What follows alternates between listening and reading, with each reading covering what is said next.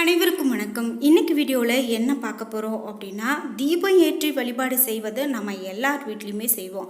ஆனால் முக்கியமாக தீபம் ஏற்றி வழிபாடு செய்வது அந்த கடவுளோடு நாம் நேரடியாக தொடர்பு கொண்டு இருக்கக்கூடிய ஒரு வழிபாட்டு முறை அப்படின்னு சொல்லலாம்.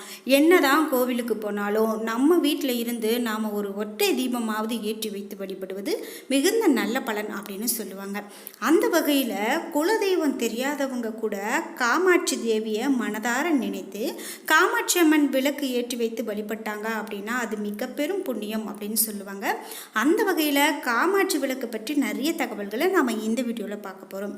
குறிப்பாக காமாட்சி தீபம் ஏற்றும் போது என்ன தவறெல்லாம் செய்யக்கூடாது, எப்படி செய்தால் நமக்கு சுபிட்சம் உண்டாகும் அப்படிங்கிற நிறைய பயனுள்ள தகவல்களை தெரிஞ்சுக்கலாம். வீடியோ உங்களுக்கு மிகவும் பயனுள்ளதாகவும் சுவாரஸ்யமானதாகவும் இருக்கும். வீடியோவை கடைசி வரைக்கும் ஸ்கிப் பண்ணாமல் முழுசாக பாருங்கள். நீங்கள் இன்னும் உற்சாகம் டிவி சேனலை சப்ஸ்கிரைப் பண்ணாமல் இருந்தால் சப்ஸ்கிரைப் பண்ணிக்கோங்க. கூடவே இருக்க பெல் ஐகானை மறக்காமல் கிளிக் பண்ணிடுங்க. வாங்க வீடியோக்குள்ளே போகலாம்.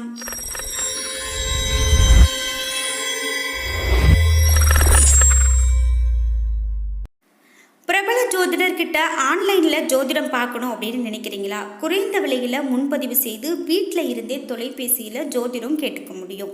பிறந்த தேதி, நேரம், ஊர் இதெல்லாம் வாட்ஸ்அப்பில் அனுப்பிச்சா போதுமானது. உங்களுடைய கேள்விக்கு நாங்களே ஃபோன் செய்து பலன் சொல்கிறோம்.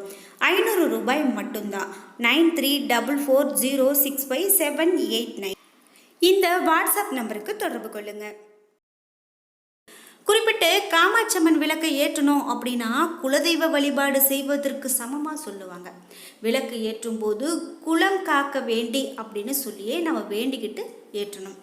காமாட்சி அம்மன் விளக்கை நேரடியாக தரையில் படும்படி வைக்கக்கூடாது. அதாவது குத்து விளக்கு கூட நம்ம கீழே தரையில் வைக்கிறத பார்த்துக்கலாம். ஆனால் காமாட்சி அம்மன் விளக்கு அப்படின்னு வரும்போது ஒரு தட்டு வச்சு அந்த தட்டுக்கு மேலே தான் இந்த விளக்கு பொருந்துமாறு வைப்பாங்க. குறிப்பாக அந்த தட்டில் ஏதாவது ஒரு பூக்கள் இருக்கிற மாதிரி வைப்பாங்க, அரிசி போட்டு வைப்பாங்க. அப்படி சில விஷயங்கள்லாம் நாம் கடைப்பிடிக்கிறத பார்த்துருப்போம். அப்படி இல்லை அப்படின்னா சாதாரணமாக கூட ஒரு தட்டில் காமாட்சி அம்மன் விளக்கு வைத்து ஏற்றுவது தான் நல்லது. ஒரு கீழே தாம்பழத்தட்டை வைத்து கொள்ளணும். அதில் தாம்பழத்தட்டு விளக்கை விட பெரியதாக இருக்கிற மாதிரி இருக்கிறது ரொம்ப அவசியம். விளக்கை விட சிறிய அளவில் தாம்பழத்தட்டு வச்சு ஏற்றக்கூடாது. விளக்கின் அடிபாகம் சரியாக தாம்பழத்தட்டில் அழுத்தமாக பதிந்து இருக்கிற மாதிரி வைக்கணும். தாம்பழத்தில் வைத்த அந்த காமாட்சி அம்மன் விளக்கு ஆடிக்கொண்டு இருக்கக்கூடாது அப்படிங்கிறத நாம் நினைவில் வச்சுக்கணும். திரி போடும் இடத்துல மஞ்சள் குங்குமம் வைக்கிறது ரொம்பவே அவசியம்.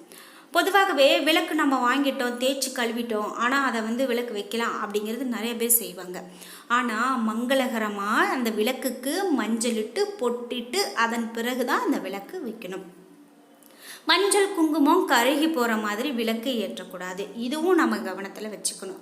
நிறைய விஷயங்களில் சரியாக நாம் காமாட்சி அம்மனை கடைப்பிடித்து விளக்கு ஏற்றினோம் அப்படின்னாவே சகல நன்மைகளும் நம்ம அடையும் அப்படிங்கிறது தான் உறுதி. குறிப்பாக காமாட்சி அம்மன் விளக்குக்கு பொட்டு வைக்கும் போது ஒற்றைப்படை எண்ணிக்கையில் வைக்கிறது ரொம்ப நல்லது. நம்ம பொட்டு வைக்கிறோம், ஆனால் எத்தனை பொட்டு வைக்கிறோம் அப்படிங்கிறது நிறைய பேருக்கு இருக்கக்கூடிய சந்தேகம். அப்படி பார்க்கும்போது ஒற்றைப்படை எண்ணிக்கையில் வைக்கணும். முன்பக்கம் வைக்கிறது போலவே பின்பக்கமும் பொட்டு வைக்கணும் அப்படின்னு சொல்கிறாங்க. அது மட்டும் இல்லாமல் திரி போடும்போது சற்று தூக்கியபடி மஞ்சள் குங்குமம் வைத்த அந்த இடத்தை விட்டுட்டு இடைவெளி இருக்கும்படி எண்ணெயில் தோய்த்து திரித்து தீபம் ஏற்றுவது தீப சுடர் அழகாக எரியும். அப்படி தான் ஏற்றணும். தாம்பழத்தட்டில் வைக்கப்படக்கூடிய அந்த பொட்டினுடைய எண்ணிக்கை ஒற்றைப்படை அப்படின்னு பார்த்தோம். அது எத்தனை பொட்டு வைக்கணும் அப்படின்னு பார்க்கும்போது 5 பொட்டாக இருக்கிறது ரொம்ப நல்லது. அது மட்டும் இல்லாமல் தட்டு மலர்களால் அலங்கரிக்கப்பட்டு இருக்கணும். நாம் வைக்க போவது விளக்கு அல்ல, சாட்சாத் அந்த காமாட்சி அம்மனையே அமர்த்த போகிறோம் அப்படின்னு நம்ம நினைவில் வச்சுக்கிட்டு அந்த விளக்கு ஏற்றணும்.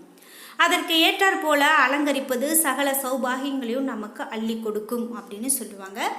அதாவது நம்ம விளக்கு வச்சு சாமி கும்பிட்றோம், சாமிக்காக வைத்து ஏற்றுகிறோம் அப்படிங்கிறத விட அந்த சுவாமியே நாம் இங்கு அமர வைத்து வழிபாடு செய்து கொண்டு இருக்கிறோம் அப்படிங்கிறத நம்ம ஞாபகத்தில் வச்சுக்கிட்டு அப்புறம் இந்த விளக்கு ஏற்றி வழிபடுவது நல்லது. காமாட்சி அம்மன் விளக்கு வைக்கிறதுக்கு முன்பு அதற்கு அடியில் 5 ரூபாய் நாணயம் அல்லது 1 ரூபாய் நாணயம் ஏதாவது ஒன்று வச்சு ஏற்றுவதும் நல்லது. அதனுடைய சிங்க முகம் மேற்புறம் தெரியும்படி வைக்கிறது இன்னும் சிறப்பு. இதை மாற்ற வேண்டிய அவசியம் கூட கிடையாது. பிற விளக்க அமர்த்தி தீபத்தை ஏற்ற வேண்டும். முத்து போல தீபம் எரியும் போது நம்மளுடைய வாழ்வும் அது போன்றே மலரும் அப்படின்னு சொல்லுவாங்க.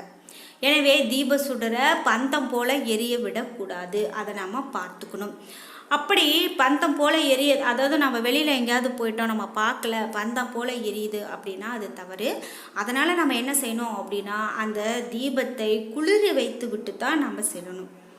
ஒவ்வொரு முறை தீபம் ஏற்றும் போதும் கட்டாயமாக புதிய திரியை பயன்படுத்துவது தான் நல்லது அப்படின்னு சொல்கிறாங்க. திரி நல்லா இருக்கிறது என்பதற்காக அதே திரியை நாம் பயன்படுத்தக்கூடாது என்பதையும் கவனத்தில் வச்சுக்கணும். இந்த வகையில் காமாட்சி அம்மன் விளக்க நம்ம வீட்டில் ஏற்றினோம் அப்படின்னா நிச்சயமாக மகாலட்சுமியினுடைய மனம் குளிரும். நாம் வேண்டிய வரம் எல்லாம் அப்படியே நமக்கு சற்றும் யோசிக்காமல் வாரி வழங்கி விடுவாள் காமாட்சி அம்மன் அப்படிங்கிறத ஞாபகத்தில் வச்சுக்கலாம். இதனால் மகாலட்சுமியினுடைய அருள் பெற நாம் காமாட்சி அம்மன் விளக்கை இப்படி ஏற்றுவது நல்லது அப்படின்னு சொல்லுவாங்க. சில பேருக்கு வாழ்க்கையில் தீராத கடன் தொல்லை இருக்கும். அவங்களாம் என்ன செய்யலாம் அப்படின்னு பார்க்கும்போது 48 நாட்கள் காமாட்சி அம்மன் விளக்கை ஏற்றி வழிபட்டு வர கடன் சுமைகள் அனைத்தும் குறையும் என்பது தான் சொல்கிறாங்க. காமாட்சி அம்மன் என்கிறதே காமாட்சி அம்மன் அமர்ந்திருப்பது படி 2 பக்கமும் கரும்பு இருக்கும் விளக்கு தான் காமாட்சி அம்மன் விளக்கு அப்படின்னு நாம் சொல்கிறோம். மற்ற விளக்குகள் இருந்தாலும் கூட இந்த பரிகாரத்திற்காக புது விளக்கை வாங்கி வச்சுக்கணும். இந்த விளக்கை தினமும் பிரம்ம முகூர்த்த நேரத்தில் எழுந்து சுத்தமாக குளிச்சுட்டு பூஜை அறையில் இருக்கக்கூடிய சுவாமி படங்களுக்கு பூக்களால் அலங்காரம் செய்துட்டு அரிசி மாவில் கோலம் ஒன்று போட்டுக்கலாம். அதன் பிறகு அந்த கோலத்தின் மேலே ஒரு சிறிய தட்டை வைத்து அந்த தட்டில் கொஞ்சமாக பச்சரிசி கொட்டி அதன் மேலே காமாட்சி அம்மன் விளக்கை வைக்கலாம். அந்த காமாட்சி அம்மன் விளக்கில் நெய் ஊற்றி தாமரை தண்டு திரி போட்டு தீபம் ஏற்றி கொள்ள வேண்டும். இந்த விளக்குக்கு முன்பாக நாம் அமர்ந்து நம்மளுடைய கடன் சுமை குறைய வேண்டி குலதெய்வத்தையும் காமாட்சி அம்மனையும் மனதார வழிபாடு செய்யலாம். நம்ம வீட்டில் அனைத்து விதத்திலும் மங்களம் உண்டாகும், குலம் தழைக்கும், கிரக தோஷங்கள் தீரும், செல்வ வளம் செழித்து வரும், வறுமை நீங்கும், வழக்குகள் வெற்றி அடையும் அப்படின்னு சொல்லலாம். அந்த வகையில் இப்படி காமாட்சி அம்மனுடைய விளக்கில் நிறைய விஷயங்களை நாம் கடைபிடிக்க வேண்டியது இருக்குது அப்படின்னே சொல்லலாம். குறிப்பிட்டு மணப்பெண்ணுக்கு எல்லா வீடுகள்லையும் தெய்வங்களுடைய அருளும் அந்த வீட்டினுடைய குலதெய்வத்தின் அருளும் கிடைத்து குலம் தலைக்கும் அப்படிங்கிறதுக்காக மணப்பெண்ணுடைய கையில் இந்த காமாட்சி அம்மன் விளக்கை கொடுத்து அனுப்புவாங்க.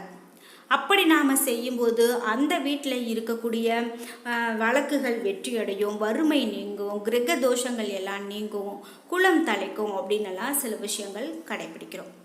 குறிப்பாக நம்மளுடைய வீட்டு பூஜை அறையில் காமாட்சி அம்மன் விளக்கு தினமும் ஏற்றி வழிபடுறவங்களுக்கு எல்லா தெய்வங்களுடைய ஆசையும் கிடைக்கும் அப்படின்னு பார்த்தோம். அதனால தான் நம்ம வீட்டில் இது போன்ற ஒரு வழக்கத்தை ஏற்படுத்திக்கணும். விசேஷ பூஜை புனஸ்காரங்கள் செய்யும்போது 5 முக குத்து விளக்கு ஏற்றி வழிபட வேண்டும். அப்போது கூடவே இந்த காமாட்சி அம்மன் விளக்கை ஏற்றி பிறகு குத்து விளக்கை ஏற்ற வேண்டும் அப்படிங்கிறது தான் சாஸ்திரத்தில் சொல்லப்படுது. திருமணமான மணப்பெண்ணுக்கு கையில் இந்த காமாட்சி அம்மன் விளக்கு கொடுத்து வலம் வர சொல்வதும் இந்த காரணத்தால் தான். புதுமண தம்பதிகளுக்கு எல்லா தெய்வங்களுடைய அருளும் ஆசையும் பரிபூர்ணமாக கிடைக்கும் என்பது இதனுடைய தத்துவமாகவே சொல்லலாம். திருமண வைபவம் முடிவுற்றதுமே மணமகள் மணமகன் வீட்டுக்கு முதலாக ஏற்றப்பட வேண்டிய தீபமும் இந்த காமாட்சி அம்மன் விளக்கு தான். இப்படி காமாட்சி அம்மன் விளக்கு சாதாரணமாக நம்ம வீட்டில் ஏற்றுக்கிறோம், ஆனால் அதில் இவ்வளவு விஷயம் இருக்கா அப்படின்னு நீங்கள் இந்த வீடியோவில் தெரிஞ்சிருப்பீங்க.